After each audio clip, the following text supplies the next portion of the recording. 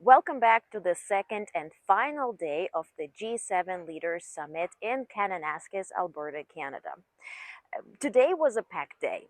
Obviously, it started with a bit of turbulence where we all were Googling and checking pull reports from the White House. What's going to happen between United States and Iran? Is the United States going to strike Iran or not? I can calm you down as of now, as I'm recording this video around 7 p.m. Mountain Time, which is 9 p.m. Eastern Time on Tuesday. Nothing has happened yet. So whatever reports we're seeing, I will be reporting in real time, but as for now, it's okay. So I want to start this report first by talking about President Trump and what he has done on the way to Washington, D.C., returning from the G7 here in Canada. So he was gaggling with the journalists on the flight. He has commented on President of France, Emmanuel Macron's message where he said, well, Trump is returning back to US to sort of resolve the tension between Israel and Iran and pretty much ensure there is a ceasefire. And well, as you see here on the screen, President Trump said, no, I'm not interested in ceasefire. I'm interested in more than that. And then everybody starts anticipating, is he going to bomb Iran? Is he going to eliminate their nuclear program, whatever that means? Well, he commented on that. He also was asked to comment on the brutal attack by Russia on Ukraine, where Russia hit Ukraine with 440 Shaheds in one night and 32 missiles. 14 people were killed. He sort of seemed to be clueless. He said, well, he didn't know that that happened. But he did comment again, reinstating that he's interested in more than ceasefire when it comes to Iran, and Iran should not be having any nuclear weapons nor programs. Now, what we do here, at the G7 summit, but also altogether in the media, is that U.S. is indeed interested in eliminating any nuclear capabilities that Iran might have. There are conflicting reports, intelligence committees saying that Iran is nowhere near to having a legitimate nuclear bomb that they can use. President Trump again says that they're very close to it. So as for now, President Trump arrived in Washington, D.C. at 5:30 a.m. Eastern Time. He called the Situation Room around 1:30 p.m., actually 2:30 p.m. Eastern Time, and they spent 1 hour and 20 minutes being there together. Of course, the military leaders, President Trump, Vice President Vance, and also the envoy to the Middle East, Steve Witkoff, and they exited the meeting. No statements were issued, and again, nothing has happened since then. We saw reports by the New York Times stating that Iran is ready to strike now US military bases in the area. Again, this is a report, but again, nothing has happened as of now, as I'm recording this video. Now, back to the G7 summit. It began by welcoming the Secretary General of NATO, Mark Rutte, to the G7 summit by Canadian Prime Minister Carney. It was followed by a warm welcome for President of Ukraine, Volodymyr Zelensky, and then Zelensky joined the G7, as much as also others who were the invitees. So it was sort of the G7 plus today, if I may. So Prime Minister of India, Modi, joined, the Prime Minister of Australia, Albanese, also the President of Mexico, Claudia Sheinbaum, the leaders of South Korea have joined as well. Also, the leaders of, as I mentioned, NATO, but also the UN and, of course, European Union. They were also part of the G7 the day prior, but also World Bank as well. And so this was a big meeting, to which Prime Minister Carney referred to as the most important meeting of the summit. So after the meeting, there were statements issued, and I have listed and summarized and explained what do those statements mean in the news briefing today. So again, click the link in the description of this video. It's short. You will spend about 10-15 minutes, but you will get the factual data. There is no opinions. You can build your own opinion. That's why I do what I do. So they issued statements on AI, on, yes, utilizing AI, but also providing or sort of powering AI. What does it mean? also ensuring that AI will be providing jobs for minorities and also women and those not just in tech industry. And so how can AI benefit our society and also government? Now, they also issued statements on anti-harassment, and it's interesting that United States agreed to sign that anti-harassment of journalists and anybody who is persecuted. So read it. Also a statement on minerals and the collaboration, and essentially all of this was really surrounding the topic of finding legitimate partners and building sustainable relationships with partners whom you can trust. So after the statements were issued, the bilateral meetings happened. Bilateral meetings such as between Canada and India. And I want you to take a look at this opening statement between Prime Minister Modi and Prime Minister Carney, because yes, it is indeed history in the making. Take a look. It's a great honor to host you at the G7. India has been coming to the G7, I believe, since 2018 in Biarritz with our French partners, and it's a testament to the importance of your country, to your leadership, and to the importance of the issues that we look to tackle together, from energy security, from the energy transition that you're helping to lead, to the future of artificial intelligence, to the fight that we have against transnational repression, against terrorism, against other factors, and the work that we can do together. And it is my great honor to have you here.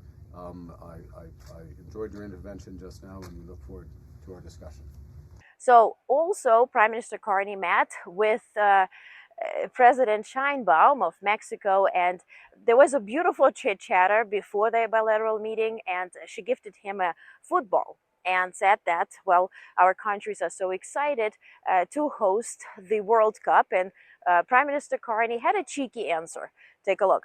For you, This is fantastic. This is shared fantastic. World Cup next Yes. year, so this is a gift for you from Indigenous communities. This is wonderful, and this is an area where Mexico, Canada, and our third co-host, Yes, right. the other president, we are totally aligned in President our Trump. excitement, enthusiasm for the beautiful game, That's right. and co-hosting in a sign of friendship. So thank you very much. This is wonderful. And of course, aside from, fun and jokes, they talked about collaboration. They talked about close relationship between Canada and Mexico, especially as United States become a bit of a questionable partner. So how can these partners work together? Again, all the statements and details are in this news briefing that you can find on our website, linked to this video. Now, what I also want to talk about is the development on Ukraine. And this was discussed in the final statement that Prime Minister Carney issued as the chair's summary. And in his chair's summary, he was very frank, declaring this a war against Ukraine, to which United States did not agree. So this was not part of the main message of the G7, if you will, but it was part of his summary. He was asked about that in the Q&A. Take a look. There would be, if you want a nuance or if you want a sense, there would be things that some of us, Canada included, would say above and beyond what was said in the chair's summary. But the recognition of the importance of the initiative of President Trump to achieve a lasting peace, absolutely agreed. That we are resolute in pursuing all options to maximize pressure on Russia, including financial sanctions, agreed. That we recognize that Ukraine alone has committed to an unconditional ceasefire, agreed, and that we all agreed that Russia must do the same. And so in the summary, he described all the agreements and statements that were issued, and also bilateral meetings that I described in the, again, news briefing that I keep referring to. It's really useful. And he also then had a brief conversation or interaction with the press. There were about 5-6 questions, mainly from Canadian media, which I completely understand, no bad feelings, but it was one question from US and one question from India as well. The questions altogether were about, for instance, tariffs, where Trump President Trump referred to Prime Minister Carney's pitch on tariffs as complex. And he was asked, what is complex about it? Here's the answer. Complexity is in the eye of the beholder sometimes. Look, we have mutual interests in security, border security, and military security, and in commercial prosperity, and we have a variety of paths of those discussions. The government of Canada is going to agree only to those things that are fundamentally in the interest of Canada. In many cases, there's alignment with the United States, but not all. And the discussions are continuing. They're productive discussions, but they have more to go. And as I say, they'll take all the time that's necessary, but no more. Thank you. And then he finished his briefing, or this interaction with the press, by mentioning a question that wasn't even asked. And this is a great question as to how was the feeling in the room. Take a look. I'll just say this, having been at a number of summits, G7, G20 summits, just to give a bit of a flavor. The advantage of particularly the G7 is that there are only, oddly, 9 people in the room. Why? Because of the 2 extra not extra Europeans, the right amount of Europeans, but there's 2 other Europeans.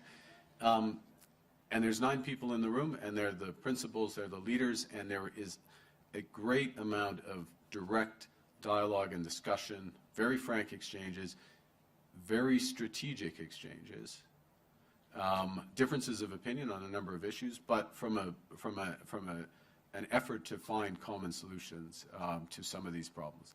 And that is particularly valuable, in my opinion, and I'm a new leader in this context. I have been around these things, but a new leader in this context, where we had several other new leaders, G7 leaders, because you're building those relationships, you're building those trusts. It will be very valuable, for example, next week when the core of the G7, which was the core of NATO, is together making major decisions on defense and security partnerships. And so the fact that at a time when multilateralism is under great strain, and I'm absolutely clear it is, that we got together, we agreed on a number of areas, the 6 related statements, we agreed on the perspectives on Iran, despite the impressive minutia questions, if I may, on the detail of words around Ukraine, agreed on that aspect of maximum pressure in variable ways using financial sanctions.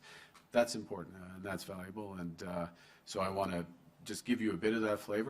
So as you see, this was useful, this was straightforward. This G7 summit, of course, had turbulence, and of course was related, as Prime Minister Carney said, related to our global and geopolitical events that happened to happen right this weekend or this week. Now, but it also offered a place for frank and straightforward conversations. And this will be then continued next week during the NATO summit. And also don't forget, June 23rd will be in Brussels, the EU-Canada summit, where Canada will be possibly signing into the SAFE program, which will be very important for Canada to join. And finally, I want to show you the question on the Golden Dome. Because people are asking, and this was my question as well that I submitted, as to, is Canada joining Golden Dome, and why is Prime Minister Carney entertaining this question given the uncertainty of the relationship with the United States? Take a look.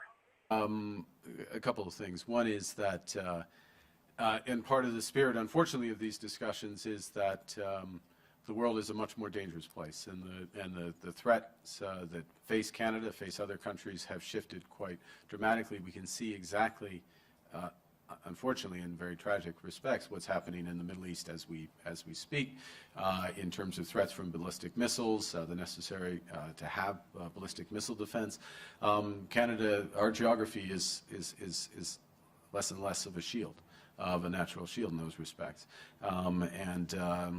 Russia is an aggressor. Other hostile states are in prospect, terrorist organizations as well. We need to protect ourselves. That's part of the reason why, well, those are the reasons why we've started with the over-the-horizon radar scheme with the Arctic, which is one component of a broader protection that needs to be put in place. There are many reasons why partnering in this case, not all cases, but in this case, partnering with the Americans would make sense. We certainly do already, as you know, in NORAD, and this is a potential extension of that. But these are live, ongoing discussions, we'll continue to pursue them as long as they make sense for Canada. So I hope these briefings and as well as news briefings were useful. I'm very happy to be here. Thank you so much for helping Onest to be here. We are people funded as the really only channel here or media outlet here at the G7, which is something that I want to congratulate you on. This is our common achievement. So signing off from beautiful Kananaskis, Alberta, Canada. This is Olga Nesterova with Onest Network, known as Onest Press across the socials. Thank you so much for following, like, share, and make sure we meet here again for the next briefing.